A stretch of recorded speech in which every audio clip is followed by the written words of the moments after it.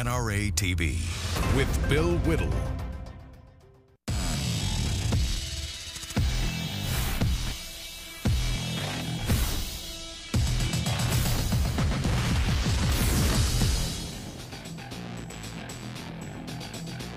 Hi everybody, welcome to NRA TV, and this show is Hot Mike.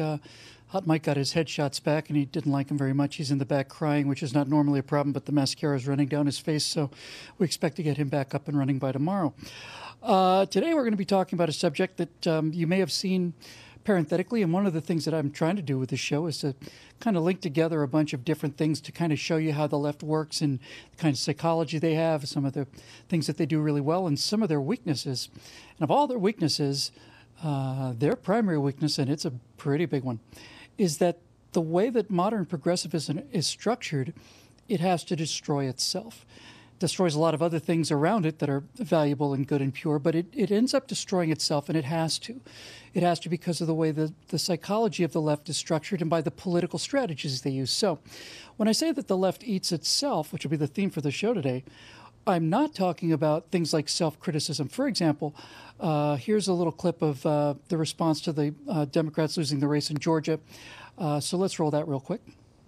Well, that's not going to be for me to decide, but we have to, as a caucus, have this conversation. And look, I'm not going to pretend that this is an easy conversation to have. Not easy speaking truth to power. Nancy Pelosi was a great speaker. She is a great leader, but her time has come and gone. Yes, she's a great fundraiser, but if the money that we are raising with her through her leadership is not helping us win elections, then we have to have this difficult conversation now. Congressman Sam Stein here. Do you think that's fundamentally unfair to Nancy Pelosi? I mean, basically what you're adopting is the framework of the conservatives who criticize her, that she's an out-of-touch San Francisco liberal. Do you believe that criticism, yes or no? And if not, why are you adopting it as a rationale for getting new leadership? The rationale for getting new leadership is we are losing, and we have been losing since 2010. Yes, but you... Okay, so that's not the kind of thing I'm talking about. I brought it up as an example, a recent example, of the kind of thing I'm specifically not talking about. What that is a form of criticizing your own party, which they don't do often enough, and they usually get wrong, but nevertheless, that is the kind of criticism that's appropriate, and the Republicans do it and have done it and should do it, so that's not what I'm talking about. I'm talking about the left eating itself, and to understand why this happens and how it has to happen, we have to understand a little bit about where modern progressivism came from. So let me just give you a real quick 2-minute history course. After World War I was over, the Marxists of the world looked around and said, where's our socialist utopia? Marx was declared as science. It wasn't just theory, it was science. Marxism declared that we were supposed to have socialism come to the advanced countries, industrial countries like Britain and Germany and France and the United States, but it didn't. Communism came to Russia, and it was backwards. And these people formed a think tank. That's what we call it today. And they called it the Institute for Marxism, but we call it the Frankfurt School because it was based in Frankfurt. So here's the point. After a while, these Marxists realized that the revolution, the world revolution, wasn't going to come because the workers were doing pretty well. Those sons of guns over in the United States were paying workers so well they had their own houses and their own cars. Why would they possibly launch a revolution that way?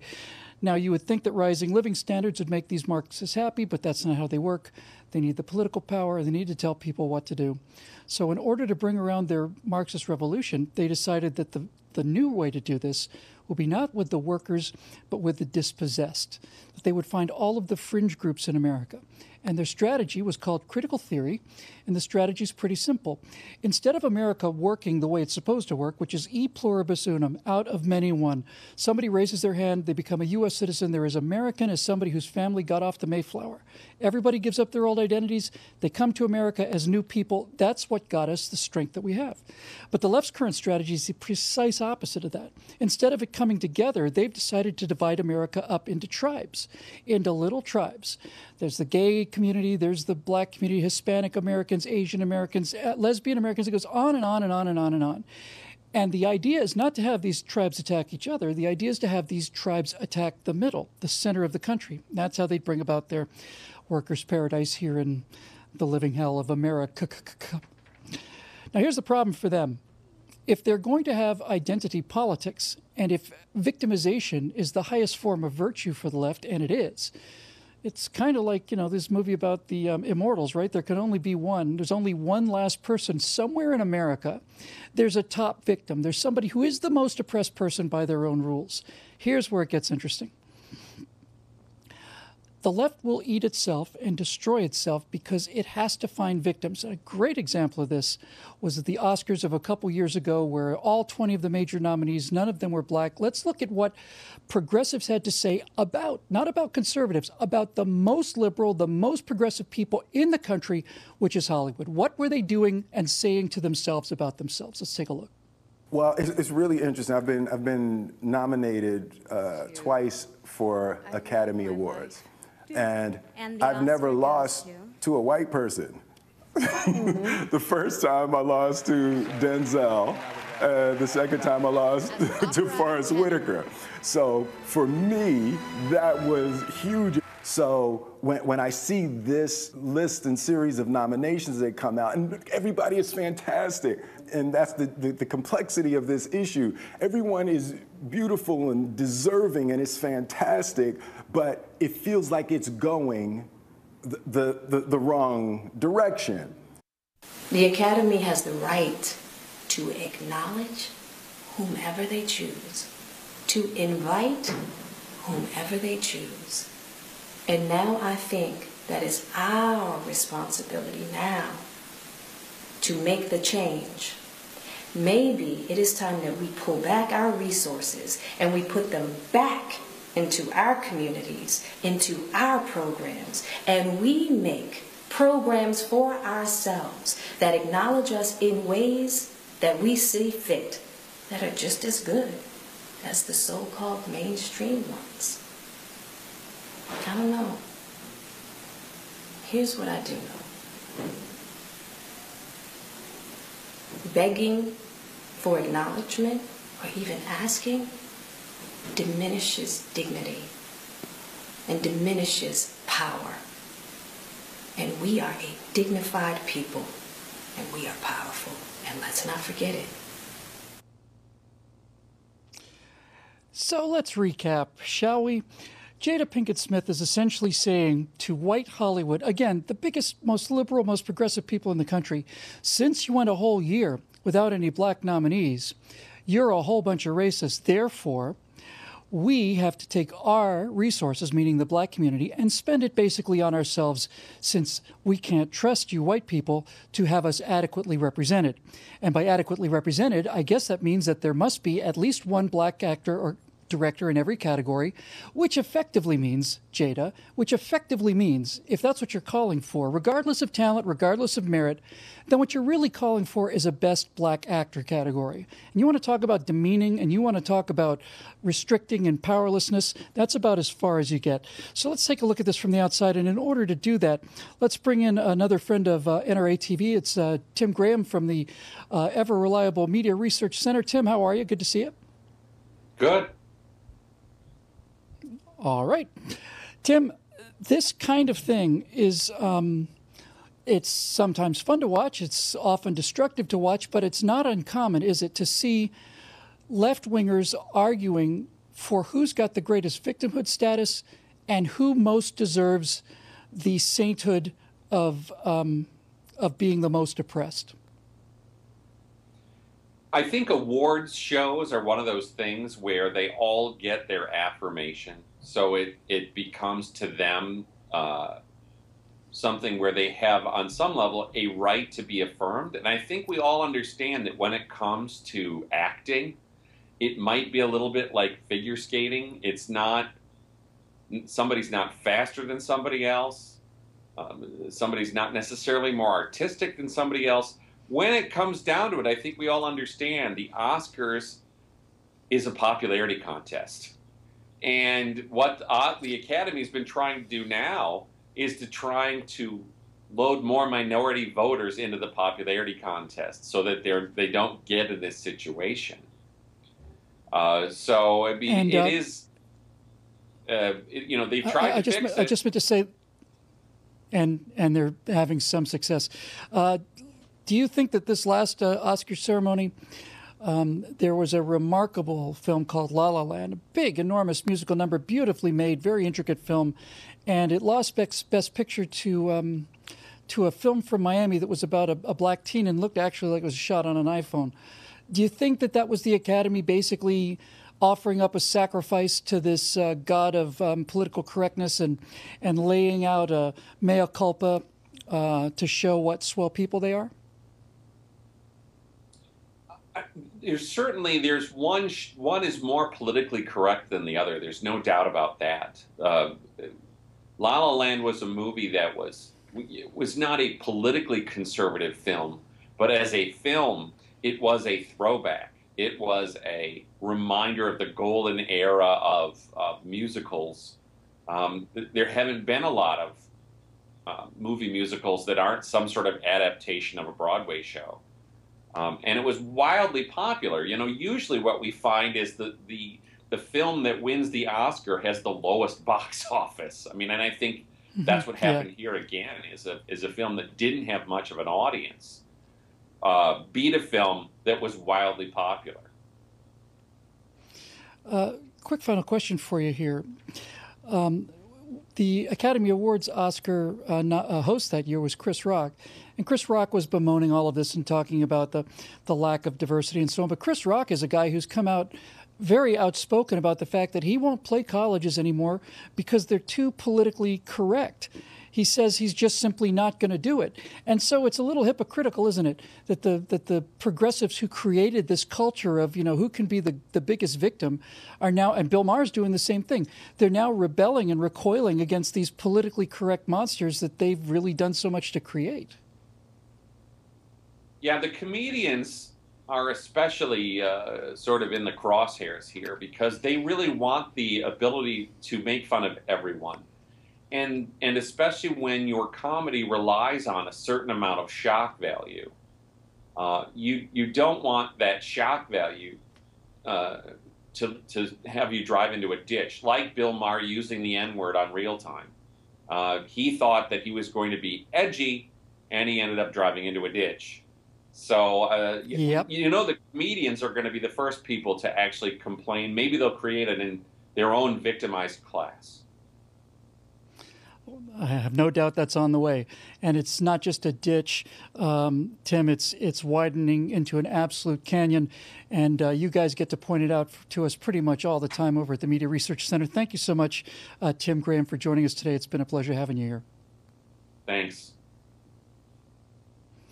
Okay, when we come back after the break, we're going to talk more about this idea of the left eating itself, because while the visible part is up high where the Oscars are and stuff, down below the surface, like an iceberg, is where the real threat is. So when we come back, we're going to talk about what's happening on American college campuses and the degree of vitriol and temper tantrums and violence and all the rest as this country, with its left-wing professors, continues to raise an entire generation of violent, spoiled, emotional children. And many of these children are in their 30s. We'll be right back after the break. I'm Bill Whittle. This is Hot Mike on NRA TV.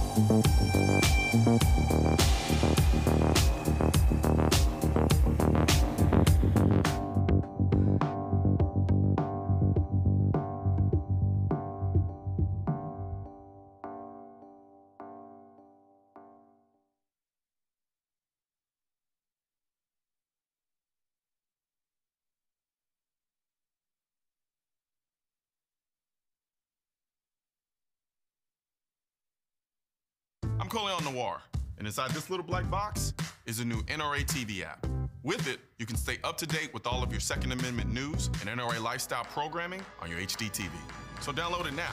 Don't worry, I'll wait.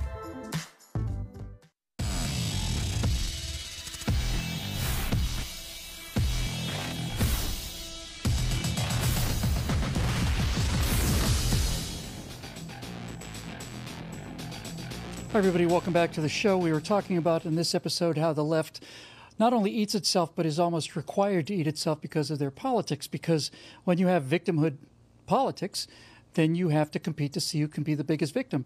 Now, we looked at something that's just kind of tragic comedy in the first half, looking at the Oscars, where Hollywood actors are accusing Hollywood producers, writers, and directors of being so conservative and so racist that they didn't include enough people of color in an Oscars show. This is why they were eating themselves. They're not criticizing, as I said, they're not criticizing Rush Limbaugh, they're not criticizing the NRA, they're criticizing the Academy of Motion Picture Arts and Sciences, which is probably the most liberal institution in the United States of America, because somebody has to be the top victim, you see. I heard a term about a year and a half ago, and the second I heard it, it made crystal clear sense to me. So if you wonder why all this is going on, here's a term I like very much, what the left is doing. What they're doing is they're virtue signaling.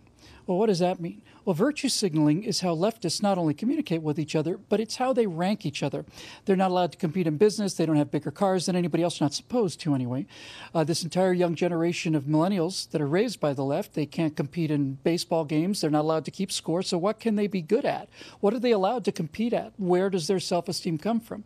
And as it turns out, the world we've let them create for us today is a world where the person who can be the most victimized is the person who's the best person. And what point is it in being a victim if you don't get to show everybody how incredibly superior you are to other people because of your particular victimhood? That's why it's called virtue signaling. Great example of virtue signaling is this. I'm driving down the 405 freeway in my Camaro because it's a big, fast American car and I like it very much. And I'll get behind another car and it'll be a Toyota Prius, and on the back will be a bumper sticker that either says Free Tibet or the Coexist thing. Now, what's that bumper sticker there for? Does that guy actually think that having a Free Tibet bumper sticker on his Prius in Los Angeles is going to free Tibet? No, it's got nothing to do with freeing Tibet, and he knows it. If he wanted to free Tibet, he'd have a bumper sticker that says National Rifle Association or United States Marine Corps. What that bumper sticker is there for is for him to show everybody else on the road what an incredibly deep and concerned and intelligent and moral guy he is. He knows all about the nuances of what's going on over in Tibet. And as a good person, he doesn't like to see people oppressed. So he's going to show you just how smart he is and especially how morally good he is. And this is called virtue signaling. Now, this tendency of virtue signaling on the left is getting so far out of hand. They're so desperate to compete for who's the biggest victim that, as I keep coming back to this idea, they're eating themselves. If Hollywood is criticizing Hollywood's celebrities, if black American actors are criticizing the motion picture of arts and sciences as being too racist, they're in trouble. And here's another criticism that I think is worth looking at. This is a recent clip from Oprah Winfrey about the election of Donald Trump. Oprah Winfrey, let's not forget, is the one who said Obama is the one. Enormous leftist. Let's have a look at this one.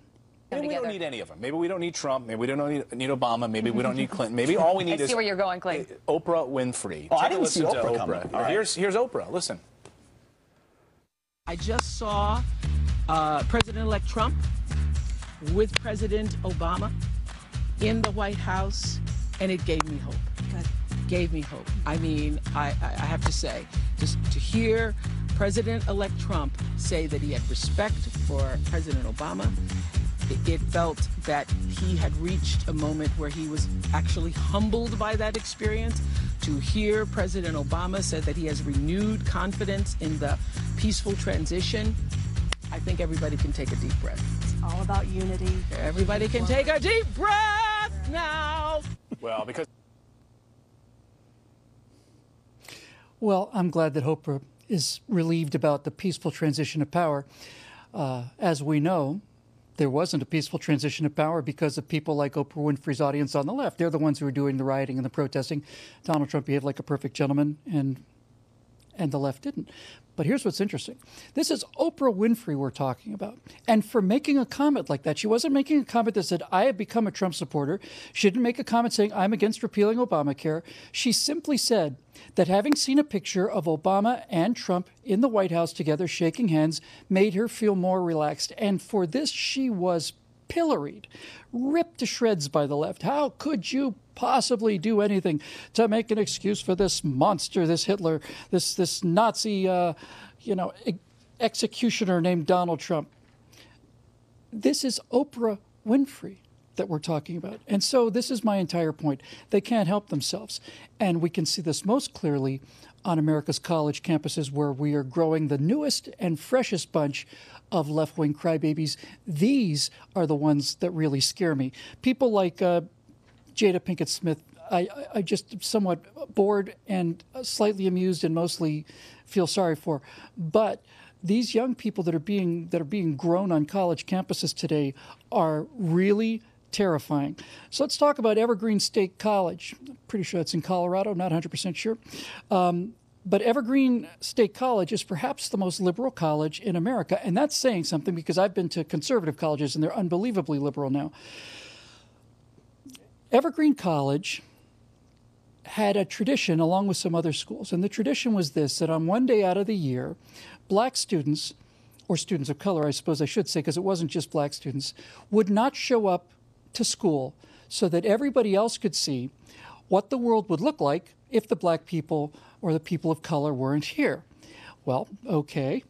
But this year, Evergreen College decided that rather than having black people voluntarily not show up, Evergreen College decided that what they were going to do is they were going to exclude white people for a day. If you were white, you could not come to school on that day. This is to make up for, of course, your incredible white privilege, which has given you all these benefits like attending Evergreen College. Now, Evergreen College, extremely super liberal college, staffed by super progressive teachers, because if it wasn't staffed by these kind of people, we wouldn't have this kind of nonsense. But one professor at Evergreen said, now, hold on a minute. You know, you just can't just ban white people because they're white. That's racism. That's the whole thing we're fighting against. And then things got interesting. Students rioted. They took over the campus. They started to have all kinds of debates. They started carrying baseball bats. None of them felt safe anymore. They didn't have their safe space. They were all triggered by this. You can see them now. They're shrouding this guy down. They're threatening his life.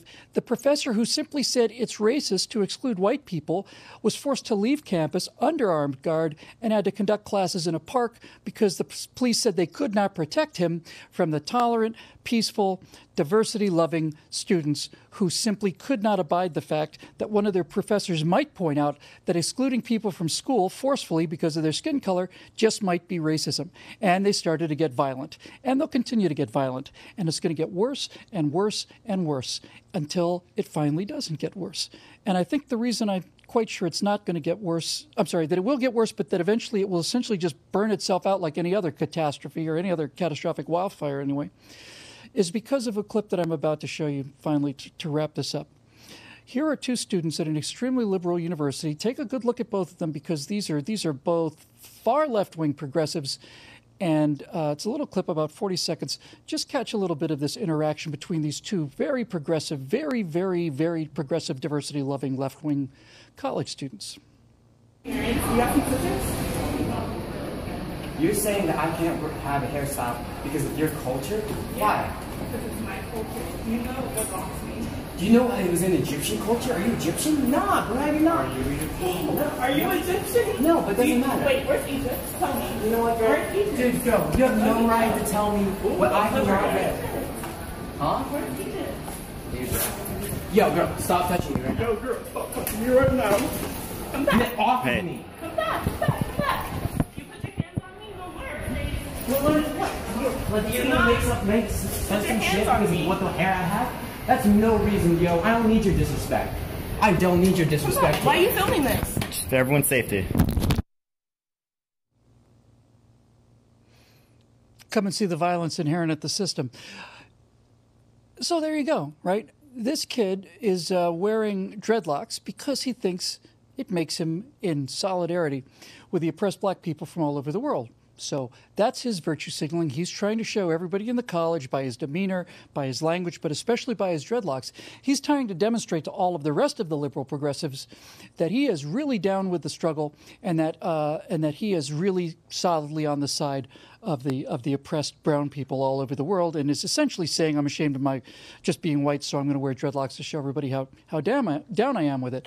But this young woman basically says, hey, wait a minute, what are you doing wearing dreadlocks? Those aren't part of your culture, they're part of my culture. You don't get to wear dreadlocks and take our culture. It's called cultural appropriation. You know, when you steal something from another person's culture, like, I don't know, electricity or penicillin or something like that, or the language. And so what you had in that little tiny little capsule, that little 40-second moment, is two really interesting dynamics. You have a young progressive student who's trying to virtue signal how left-wing he is and how committed he is to these progressive causes, and then you have a person who's a higher victim. You see, he's just a white male. He doesn't count. You got a black female here, so she is in a higher victimhood percentage. She's in a higher victimhood category, I should say, and that gives her the right to basically tell this guy that his entire existence is meaningless, and to push him around too physically. Don't forget the physical violence part, because that's a big part of it with the left. So they use things like this, really, ultimately, it's a fig leaf to justify their violent tendencies and their desire to simply tell other people what to do. They can't break it. It's built into their DNA. So that's just a quick overview of the entire idea of leftist politics, critical theory to divide the country up, political correctness to defend against a counterattack. We don't have to listen to what you have to say because you're a racist or a homophobe or a bigot or whatever. We're going to just shut you up right now. And it works. And let's not forget, finally, folks, as we close this out, the charges of racism only work against people who aren't racist. You go up to a member of the Ku Klux Klan or the Nazi Party and accuse them of being a racist, they thank you and shake their hands. The only people that shut up when they're called racist are people who aren't racist, and they know how it works, and that's why they do it. That'll do it for Bill Whittle's Hot Mic for today and also for this week. We'll be back Monday with all kinds of disasters and catastrophes. I'm sure Hot Mic will be out of his makeup by then. So we will see you next week on Hot Mic here on NRA TV.